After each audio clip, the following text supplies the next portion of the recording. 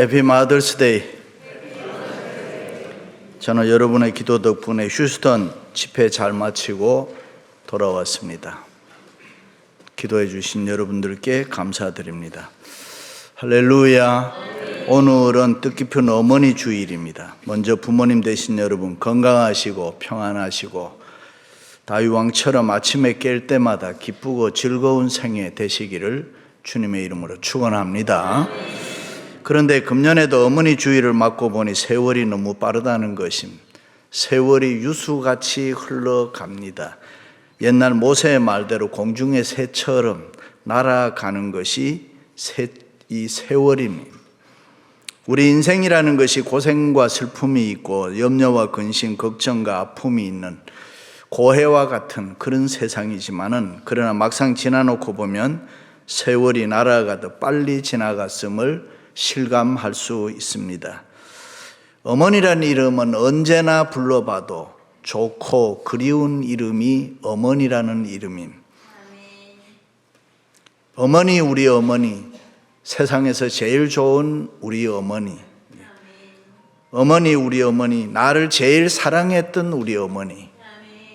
평생 우리 가슴 속에 묻어두고 감사하며 살아야 할 이름이 어머니인 것입니다. 어머니 마음 노래 한번 불러요. 나실제 괴로움 다 잊으시고 기를제 밤낮으로 애쓰는 마음.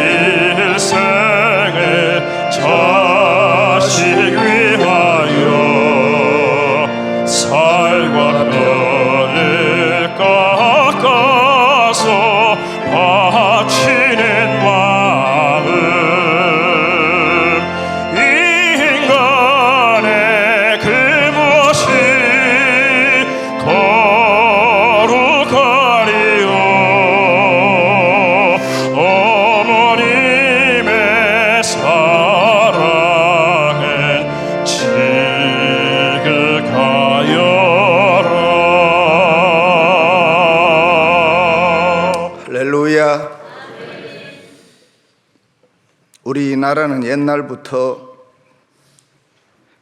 이 유교적인 사상이 깊이 뿌리 박혀 있어서 부모에 대한 이 효도를 대단히 강조하게 생각합니다. 그래서 정철 스님은 일찍이 어버이 살아실 때 섬기기란 다하여라, 지나간 후면 애달다 의하리, 평생에 고쳐 못할 일이 이뿐인가 하노라. 부모님 극진히 섬기시되 만약에 부모님이 돌아가신 부모님을 위해서 늘 제사를 드렸습니다. 그러던 중에 1884년 우리나라에 기독교가 들어왔습니다. 그리고 우리가 믿는 기독교는 이 우상숭배, 죽은 사람한테는 제사를 드리지 않았습니다. 그러다 보니까 우리 기독교가 부모에게 효도하지 않는 이 불효의 종교라고 한때는 핍박을 많이 받았습니다. 그렇다면 과연 기독교가 효도를 중요하게 생각하지 않느냐? 절대로 그렇지 않습니다. 성경에 보면 모세는 마음이 패역하고 완악해서 자기 부모의 말을 순종하지 않는 자와 부모의 마음을 아프게 하는 아들이 있으면 반드시 돌로 쳐 죽여라 그랬습니다. 아무리 유교가 효를 강조한다고 해도 불효자를 돌로 쳐 죽이라고는 하지를 않았습니다. 그러나 기독교는 부모에게 효도하지 않는 불효자는 반드시 돌로 죽이라고 했습니다. Anyway, 우리가 믿는 하나님은 이 하나님과 사람과의 관계를 항상 사람과 사람과의 관계에서 찾았습니다. 사람과 사람과의 관계에서 가장 첫 번째가 필연적 만남인 이 부모의 만남, 부모와 자식과의 관계입니다. 그래서 십계명에서 내 부모를 공경하라, 내 하나님 여호와가 내게 준 땅에서 내 생명이 길리라. 믿으시면 아멘. 현대를 소위 인터넷 시대라고 합니다. 옛날에는 상상하지도 못했던 이 세상의 문화가 급속도로 변하고 매년 20%는 문화가 바뀐다고 합니다. 옛날에는 10년이면 강산도 변한다 그렇게 이야기를 했는데, 그러나 지금은 세상은 너무 빠르게 세상과 문화가 변하고 있습니다. 참으로 우리의 상상을 초월할 때가 많이 있습니다. 그러나 어머님을 통해서 자식이 태어나는 것은 변함이 없습니다. 부모를 통해서 자식이 태어나고 그 자식을 사랑으로 키우는 어머니의 모습은 예나 지금이나 변함이 없습니다. 그러므로 어머니 없이 이 세상에 태어난 사람은 하나도 없습니다. 그런데 안타까운 것은 이 자식을 향한 어머니의 사랑은 예나 지금이나 변함이 없는데 어머니를 향한 자식의 마음은 너무나 변해버렸습니다.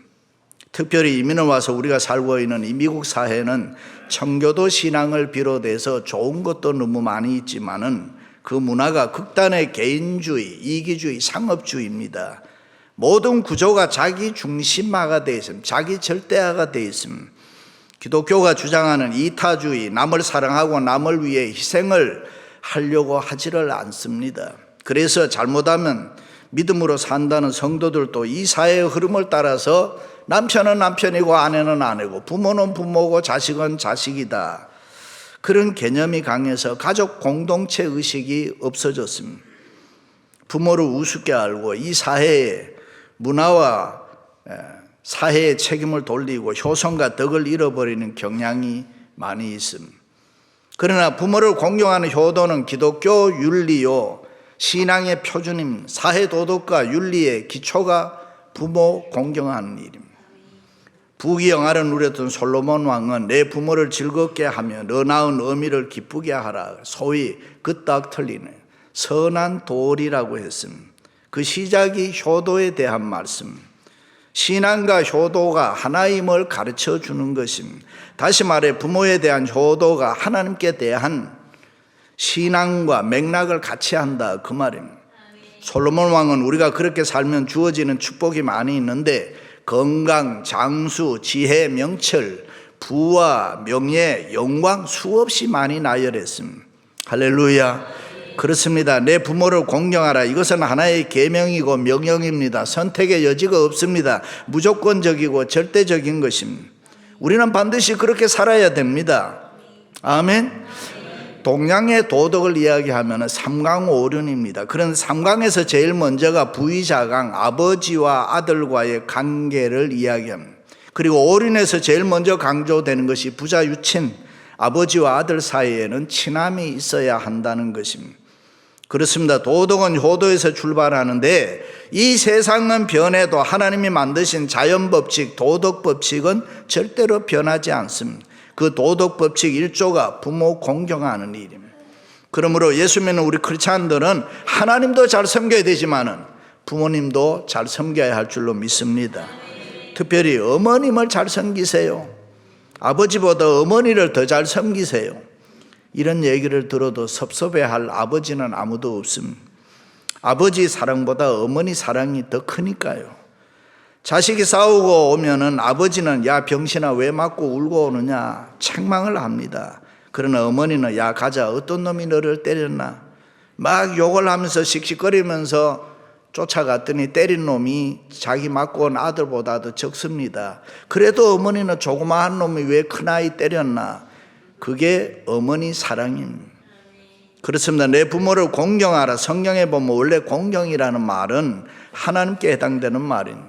그런데 부모님 섬길 때 사용했습니다.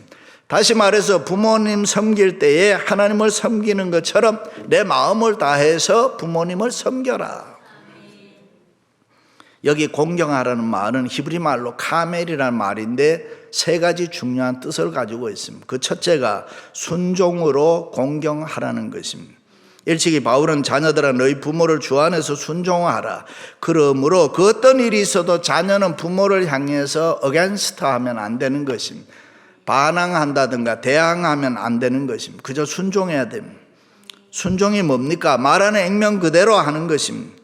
비록 내 뜻에 맞지 않아도 예하는 말이 마음이 순종인 것입니다. 그러나 성경에서 순종은 단순히 시키는 대로 예하는 것이 아니라 또 하나 깊은 뜻이 있는데 그것은 부모님의 말씀이 없어도 미리 헤아려서 부모님의 마음에 하나 되게 해라.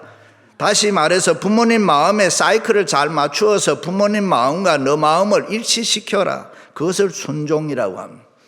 부모님 말씀을 기다리지 말고 부모님 마음을 먼저 헤아려서 돈이 필요하구나, 여행 가고 싶어 하시구나, 맛있는 음식을 잡수고 싶어 하시는구나, 미리 부모님 마음을 알고 짐작해서 해드리는 것, 그것을 순종이라. 모든 사람이 나이가 많아지면 젊은이들이 이해할 수 없는 일들이 많이 생긴다고 합니다. 늙으면은 피가 마르니까 자주 추위를 느낍니다. 다윗은 노년에 이불을 덮어도 추웠다 그랬습니다. 바울은 이 외투를 갖다 달라고 했습니다. 뿐만 아닙니다. 여기저기가 아픕니다. 눈이 어두워지고 주름은 자꾸 생기고 손발은 떨리고 소화는 안 되고. 그래서 자녀들은 부모님을 잘 살피고 부모님을 헤아려서 부모님의 마음을 찾을 줄 알아야 그것이 순종입니다. 우리가 어렸을 때는 어머니 없이는 못 살았습니다. 어렸을 때는 어머니가 잠깐만 보이지 않아도 울었습니다. 그때는 이 세상에서 가장 위대한 분이 어머니. 그래서 어디를 가도 어머니 손잡고 갔습니다. 그런데 어느 때부터인가 어머니는 작아지고 나는 점점 커졌습니다. 어머니가 우습게 보였습니다. 그렇게 살아도 될까요? 먼 훗날 부자 보아스의 아내가 되고 다윗의 할머니가 되었던 룻이 어떻게 해서 그런 축복을 받았습니까? 세상에서 가장 팔자가 세고 불쌍한 여자가 하루아침에 인생의 역전을 이루고 가장 행복한 여자가 됐습니다. 그것은 다름이 아니라 시어머니 마음에 일치시키는 순종이 있었기 때문이라. 어머니가 좋아하는 건 내가 좋아하고 어머니가 싫어하는 건 나도 싫어하고 어머니의 기쁨이 내 기쁨이 되고 어머니의 슬픔은 내 슬픔입니다. 어머니가 섬기는 하나님은 내 하나님이 됩니다. 대단한 순종입니다. 가만히 보면 자녀들은 부모에게 할 말을 다 하잖아요. 때로는 원망도 하고 불평도 하고 짜증도 하고 투정도 부리고 어떤 때는 보면 이유 없이 주둥이가 나와 있어. 웃겨요. 그러나 부모님들은 달라요. 하고 싶은 말이 있어도 이렇게 저렇게 생각하다가 이 눈치 저 눈치 보다가 어떤 때는 반대로 얘기해요. 어머니 커피 드시겠어요? 나는 커피 싫다. 냉수가 좋다. 물어보면 반대로 얘기하는 거예요. 어머니 용돈 필요해요? 늙으니까 무슨 돈이 필요하냐? 늙으면 돈이 필요한데. 그러니 물어볼 필요가 없죠. 뭐하러 물어봅니까? 돈 싫어하는 사람이 있습니까? 아무도 없잖아요. 그냥 드리면 되는 거야. 아니 목사도 돈이 좋은데 늙으면 시간이 많아서 돈이 필요하단 말이죠. 돈이 있어야 사람이 힘이 있고 돈이 있어야 마음이 든든합니다. 그렇습니다. 우리의 책임은 부모님께 무조건 순종해야 돼. 거기에 어떤 이유도 없다. 심지어 종교적 이유도 될 수가 없다. 일찍이 유대인들 가운데는 장로의 유전에 의해서 일명 고르반이라는 게 있습니다. 그것은 하나님께 바쳤다, 드림바 되었다라는 말인데, 구약 시대는 목축업이 많았잖아요. 그러니까 어떤 사람이 키우는 양 중에서 살찌고 빛 좋은 어느 양을 향해서 고르반 하면 그 순간 그것은 하나님께 드린 양이 돼버리는 거예요. 그런데 그 후에 아버지가 손님이 찾아오셔서 귀한 손님이 오니까 얘야 저 양 보기 좋은 살 빛이 나는 저 양을 잡아라 하면은 안 됩니다. 아버지 그것은 고르반 된 것입니다 하면은 아버지가 아무리 원해도 그것을 할 수가 없었습니다. 그런데 예수님께서 너희는 어찌하여 장로 유전으로 하나님의 계명을 어기느냐 범하느냐, 다른 말로 이야기하면은 부모님의 말씀이 더 우선순위가 있다 그만, 그렇게 책망했습니다. 사랑하는 성도 여러분, 어머님 순종으로 공경하시기를 주님의 이름으로 축원합니다.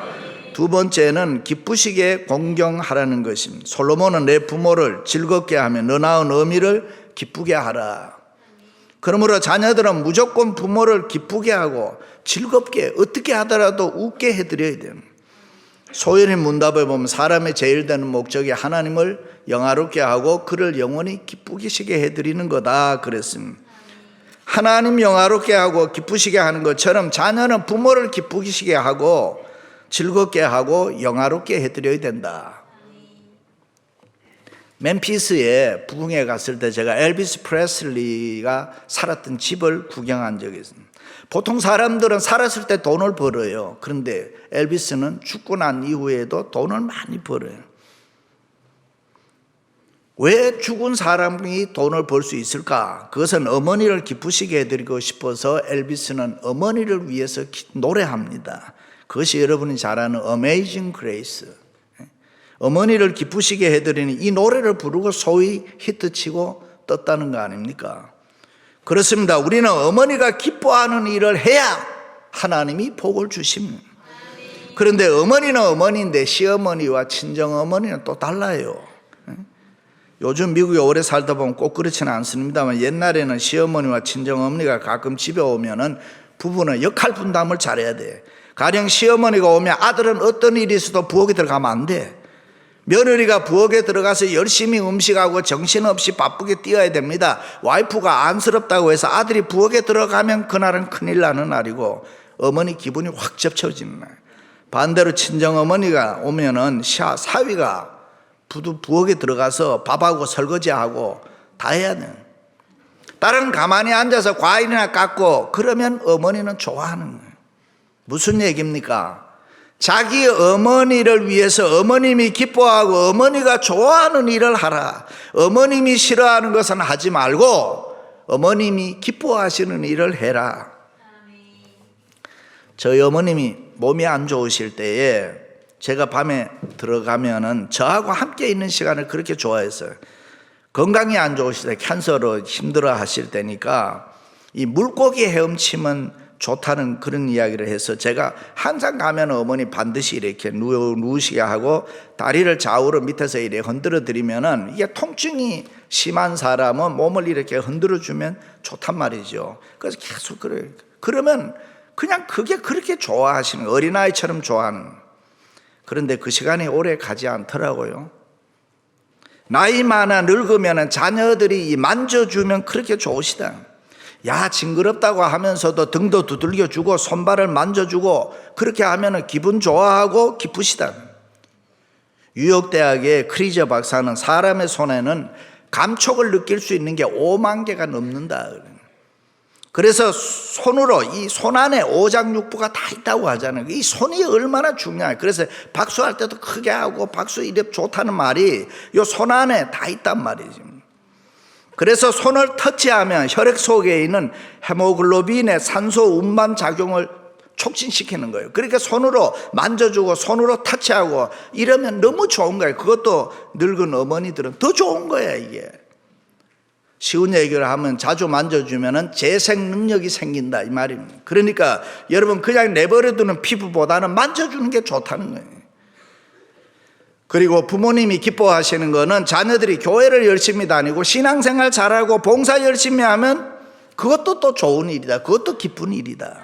그래서 일찍이 바울은 내가 내 자녀들이 예수 안에서 행한다는 것을 듣는 것보다가 다 더 즐거움이 없다.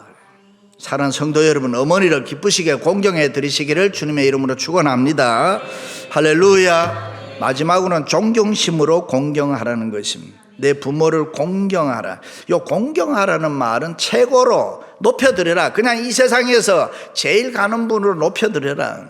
일찍이 솔로몬은 왕이 되었을 때 아침에 일어나 어머니께 절하고 자신의 옥자 우편에 모셨다. 부모가 잘났다 못났다 문제가 아닙니다. 내 부모가 내가 높여드리지 않으면 내가 귀하게 여겨야 된다 이 말입니다. 내 부모 내가 높이지 않으면 누가 높여주냐. 그러니까 내가 높여드려라. 그렇습니다. 보통 일반적으로 보면은 잘난 부모님들이 많지는 않습니다. 자식보다가 못한 게 많이 있습니다.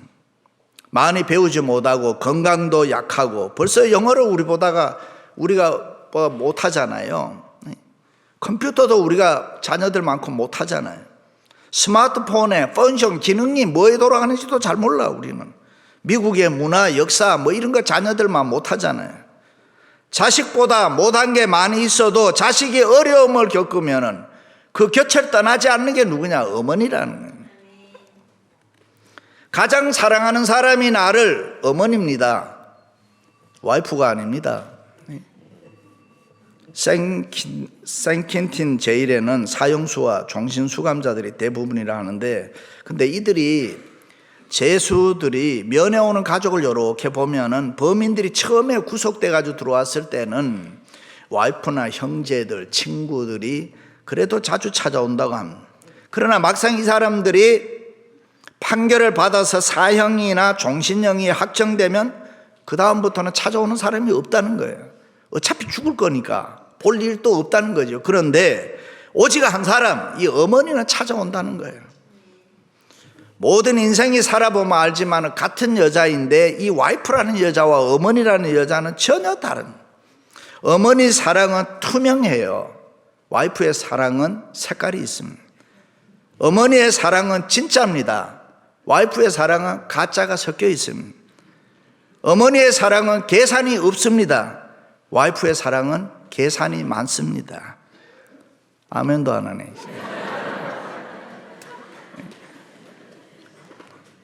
아들이 보약을 먹었는데 효과가 별로 없으면 어머니는 됐든 몸이 많이 안 좋은가 보다, 한 제 더 먹자. 그러나 와이프는 어떻습니까? 보약 먹었는데 힘없는 것은 마찬가지인데 약은 왜 먹냐? 그 약 내가 먹자. 그래서 남자는 평생 두 여자를 섬기는데 결혼 전 어머니라는 여자와 살 때는 씩씩하고 용감하고, 그런데 와이프라는 여자에게 맡겨만 놓으면 저절로 눈치 보고 비실거리고. 뭐 때문입니까? 요 어머니 사랑 때문에 그런 거예요. 어머니의 사랑은 그 누구도 흉내내지 못하는 진실한 사랑, 희생적인 사랑, 목숨 주는 사랑이에요. 그래서 세상에서 가장 위대한 사랑이 어머니 사랑이에요. 어릴 때 어머니만 있으면 세상에 겁나는 게 없어요. 어머니의 젖을 만지고 자면 그렇게 평안했습니다. 그래서 한국의 어머니들 젖은 다 마르고 늘어져 버려요. 밤마다 이놈 잡아당겨서 빨고 저놈 잡아당겨서 빨고 그래 다 늘어져 버려요. 어떤 청년이 목사가 되겠다고 신학교로 들어가서 1년 공부했을 때 어느 교회에 부름을 받고 처음 설교를 하는데 설교를 어떻게 해야 될까 걱정을 많이 하고 있는데 마침 그때 이웃교회에서 어머니 주의를 끼고 부흥회가 열려요.